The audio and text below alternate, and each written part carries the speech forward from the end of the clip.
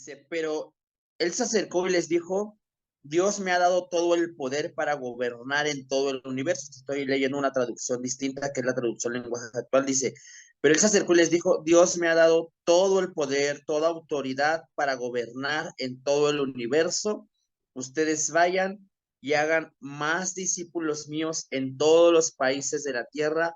Bautícenlos en el nombre del Padre, del Hijo, del Espíritu Santo. Enséñenles a obedecer todo lo que yo les he enseñado a ustedes. Yo estaré siempre con ustedes hasta el fin del mundo. Este fue uno de los últimos mandatos que el Señor Jesús le dio a los discípulos. El mandato era que lo que el Señor Jesús había hecho con ellos también lo pudieran hacer con otras personas. Es decir, que a través de lo que Dios había depositado en el corazón de los discípulos pudiera haber un fruto, se pudiera reproducir lo que Dios había sembrado en cada uno de ellos a través de la vida de las demás personas. Y es que la finalidad de lo que Dios ha sembrado en tu vida es que haya un fruto. Si Dios siembra una semilla en tu vida, el propósito es que esta semilla produzca fruto. Y es algo natural, es algo que los sembradores buscan a través de sembrar la semilla en la tierra, que lo que siembran produzca fruto, que haya una multiplicación sobre lo que está siendo sembrado. Eso es algo natural y eso es algo espiritual que también quiere Dios que ocurra en nuestra vida. Es decir, si Dios habla y enseña acerca de amor, ¿qué es lo que Dios está esperando? Que lo que sembró produzca en la vida de otras personas.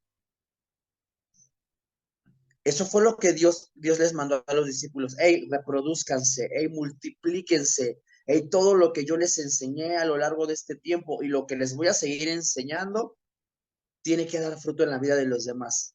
Tienen que ir y hacer discípulos. Ahora, tengo que decirte algo, el discípulo no nace, el discípulo se hace. Voy a repetir esto, el discípulo no nace, el discípulo se hace. ¿Cómo? Enseñándoles, formándolos, guiándolos, instruyéndolos, corrigiéndolos. Tú puedes ver la vida de los discípulos antes de que Jesús llegara a sus vidas y después de que el Señor Jesús partió. Cambió de una manera impresionante la vida de los discípulos. En tan solo 3 años que el Señor les estuvo dedicando tiempo, les estuvo invirtiendo en ellos, les estuvo enseñando, les estuvo guiando, les estuvo formando, pero también les estuvo corrigiendo, porque también los corregía el Señor Jesús. Y eso hizo que cambiara la forma de pensar de los discípulos. Eso hizo que cambiara su entendimiento, fuera renovada su forma de pensar y se cumpliera ese versículo que dice, de modo que si alguno está en Cristo, nueva criatura es. Las cosas viejas pasaron, he aquí todas son hechas nuevas. Es decir, los discípulos pasaron de ser personas con una mentalidad vieja a una mentalidad renovada, actualizada y nueva por el simple hecho de que estaban en Cristo Jesús.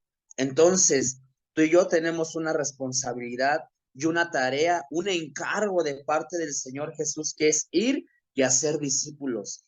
Hay una gran diferencia entre un creyente y un discípulo. Un creyente es aquel que va y viene. Es aquel que a lo mejor ve las reuniones como un pasatiempo y se oye feo, pero es la verdad, ¿no? Como que hoy es domingo de misa, digo, de reunión general, y van y se congregan. Es que es algo similar, ¿verdad? Que como que nada más lo vemos como que y hay que ir a cumplir el domingo, levantarnos temprano, o el miércoles en este caso, pero son personas que van y vienen. ¿Y cuál es la diferencia de un discípulo? Bueno, te la voy a mencionar con un versículo. Juan capítulo 8, versículo 31. Juan capítulo 8, versículo 31, y lo voy a leer. Y dice así, dijo entonces Jesús a los judíos que habían creído en él. O sea, había gente que creía en Jesús. Te voy a decir algo, hay mucha gente hoy en día que cree en Jesús. Son creyentes. Son creyentes, ¿por qué? Porque creen en Jesús y saben que Jesús existe. Y la mayoría la gente que está en este mundo cree en Jesús, cree en la existencia de Jesús. Pero yo te decía, hay una gran diferencia entre un discípulo y un creyente y dice, si vosotros permanecen en mi palabra, serán verdaderamente mis discípulos. ¿Cuál es la diferencia de un creyente a un discípulo? Un creyente va y viene, un discípulo permanece.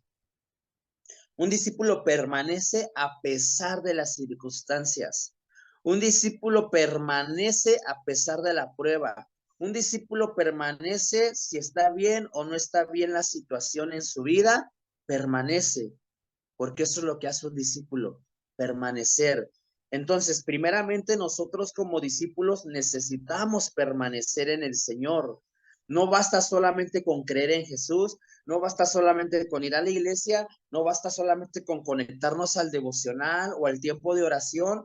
Necesitamos permanecer en la palabra, necesitamos permanecer en lo que Dios nos está enseñando. Yo te voy a decir algo, ser discípulo no significa que no vas a tener errores. Sí, tenemos errores, por eso somos discípulos, porque estamos siendo enseñados, estamos siendo formados, estamos siendo corregidos. Yo te decía el día de ayer, dejamos de ser discípulos cuando nosotros ya no tenemos el corazón dispuesto para que Dios nos enseñe, para que Dios nos corrija. Cuando nos volvemos personas cuestionables a la palabra de Dios. ¿Y por qué tengo que diezmar si la Biblia no lo menciona en el Nuevo Testamento? ¿Y por qué tengo que amar? ¿Y por qué tengo que perdonar? Entonces, cuando empezamos a cuestionar, es cuando dejamos de ser discípulos. Pero un discípulo dice, permanece en su palabra. Dice, Señor, que no se haga mi voluntad, que se haga la tuya. Híjole, Señor, tener que perdonar al Memo Monroy, híjole, Señor, pero pues tengo que perdonarlo porque lo amo. Híjole, tener que ser paciente con el Brian. Ay, Señor Jesús, pues voy a ser paciente con el Brian. Entonces, es ahí cuando yo pongo por obra la palabra de Dios, es ahí cuando yo estoy permaneciendo en la palabra. Y cuando yo permanezco en la palabra, es ahí cuando yo me convierto en discípulo. Yo te decía, un discípulo no nace, se hace. ¿Y cómo se hace? Siendo enseñado, siendo formado.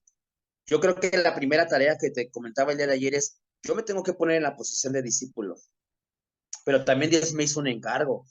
Y el encargo es, tengo que hacer discípulos, tengo que invertir en la gente, tengo que enseñarle a la gente, no, a veces nos proyectamos y dice, vayan a todos los países y yo ya me quiero ir a tal país y yo quiero viajar y quiero predicar y quiero enseñar, vámonos paso a paso, toma una persona, invierte en esa persona, enséñale a esa persona, márcale, llámale, fórmale, transmítele lo que Dios te está enseñando, porque así fue como hicieron los discípulos.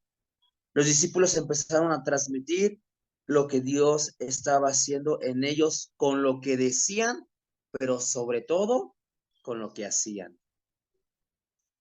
Hagamos discípulos con lo que decimos, pero sobre todo con lo que hacemos.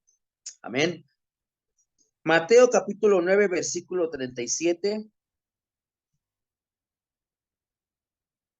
Mateo 9:37 dice así. Jesús les dijo a sus discípulos, a nosotros que estamos en este momento permaneciendo en Jesús, dice, son muchos los que necesitan entrar en el reino de Dios, pero son muy pocos los discípulos para anunciarle las buenas noticias. Oh, está bien cañón porque eh, yo te decía, hay una diferencia entre discípulo y creyente y desafortunadamente la mayoría de las iglesias están conformadas por más personas creyentes que por discípulos. ¿Sí oíste eso? O sea, puede haber un gran número de personas dentro de una iglesia, pero ¿cuántas personas dentro de esa iglesia son verdaderamente discípulos? Ahora, cuando te digo discípulo, no quiero que malinterpretes con una persona muy avanzada o con una persona que tiene mucho conocimiento. Yo te decía el día de ayer, de nada sirve el conocimiento intelectual si al final no permanecemos en Dios, si al final no vivimos lo que Dios nos enseña. Entonces, no confundas la palabra discípulo con alguien que tiene 30 años en la iglesia o con alguien que ya se ha leído la Biblia, no sé, 3 veces de derecho a revés. No tiene nada que ver con eso. Tiene que ver con la gente que da fruto, Tiene que ver con la gente que permanece. Ese es un discípulo, aquel que está dando fruto, aquel que Dios le habla y, ay, aunque choca con su carro y aunque dices, híjole, es bien complicado eso que recibí de parte de Dios, lo voy a vivir, lo voy a poner por obra. Eso es un discípulo. Y entonces, ¿cuánta gente dentro de la iglesia es discípulo? Ahora, el que haya más gente creyente o discípulos no depende del pastor, porque tú pudieras decir, no, pues es que el pastor no está haciendo su chamba. No, pues es que el pastor no está haciendo más discípulos. No, no, no tiene que ver con eso, porque si yo ya soy discípulo, la responsabilidad no solamente es del pastor, sino de mí que soy discípulo. Porque a mí que soy discípulo, Dios me está diciendo, ve y haz discípulos. Entonces, desafortunadamente tú a veces te das cuenta que llega gente a la iglesia, pero también se va otra gente de la iglesia. Y entra una y sale otra, y entra una y sale otra, porque realmente si permaneciera toda la gente que desde el primer día que inició comunidad, permaneciera en la iglesia, ¿cuánta gente seríamos? Pero yo a lo largo del tiempo que he estado en Cristo o en la iglesia, he visto muchísima gente llegar, muchísima, pero muchísima gente también irse. Y mucha de esa gente que se ha ido, no toda, pero mucha de esa gente ha sido por falta de invertir en ellos. Ha sido por falta de sembrar en ellos, ha sido por falta de disipularlos, porque muchas veces incluso llega a ser cansado de decir, pero es que yo ya le hablé, pero es que yo ya le enseñé, pero es que yo ya hablé por esa persona, pero la Biblia dice, no te canses de hacer el bien, no te canses de sembrar, Dios no se ha cansado de sembrar en ti, y yo tengo algo bien seguro y lo tengo más seguro que nunca en mi vida, y es que Dios no se cansa de sembrar en mi vida. Dios no se ha cansado de invertir en mi vida. Dios no se ha cansado de buscarme. Dios no se ha cansado de amarme. Dios no se ha cansado de tener misericordia por mí. Nosotros también tampoco tendríamos que cansarnos. Dios necesita una iglesia. Dios necesita discípulos que siembren, que disipulen, que inviertan su tiempo, incluso que inviertan sus recursos para ver un fruto en la vida de las personas. Son muchos los que necesitan entrar en el reino de Dios, es decir, son muchos los que necesitan ser salvos, pero son muy pocos los discípulos para anunciarles las buenas noticias. Es decir, hay muchos discípulos quizá, pero hay muy pocos que están dispuestos a hacer con la gente lo que Jesús hizo con ellos. Voy a leer por último Juan capítulo 15, versículo 8.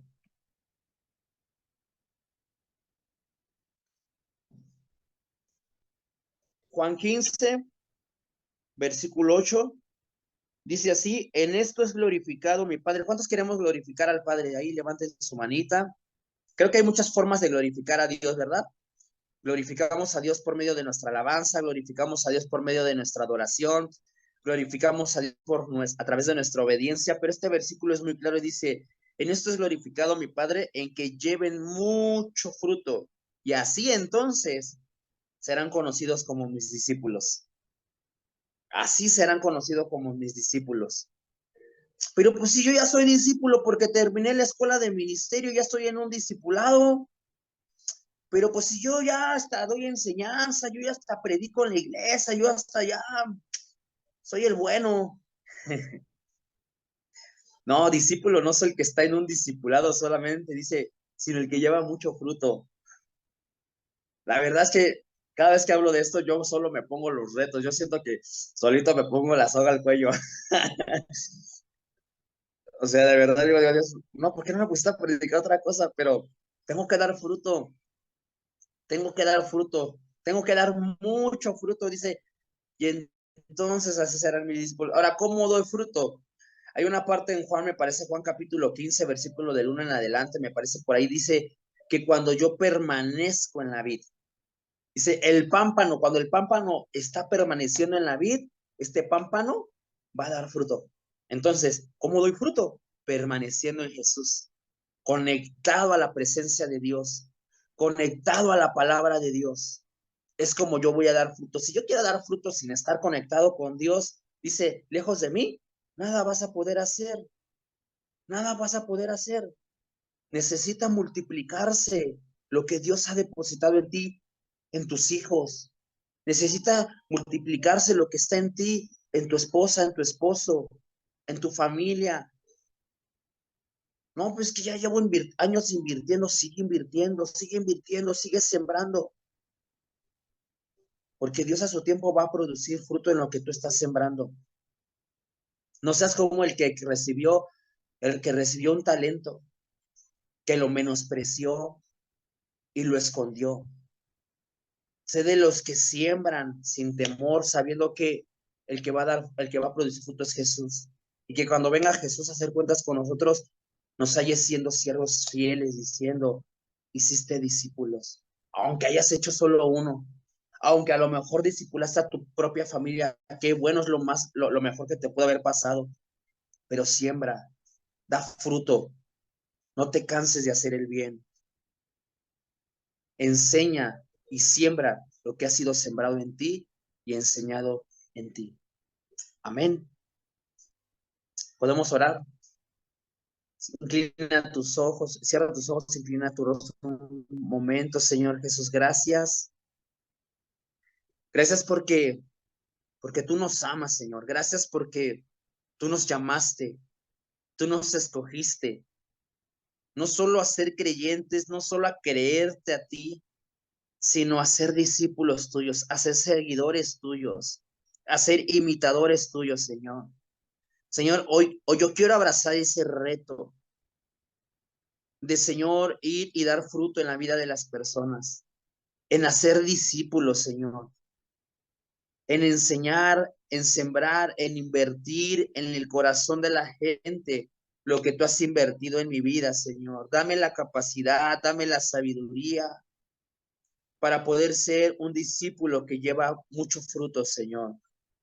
Enséñame a permanecer en ti, Señor, porque permaneciendo en ti es solo como yo voy a poder, Señor, dar fruto de lo que has depositado en mis manos, Señor. Perdóname, Señor, si en algún momento me he conformado solo con lo que tú estás haciendo en mi vida. Perdóname si la necesidad ha sido mucha y yo como tu discípulo quizá muchas veces no he hecho nada, Señor.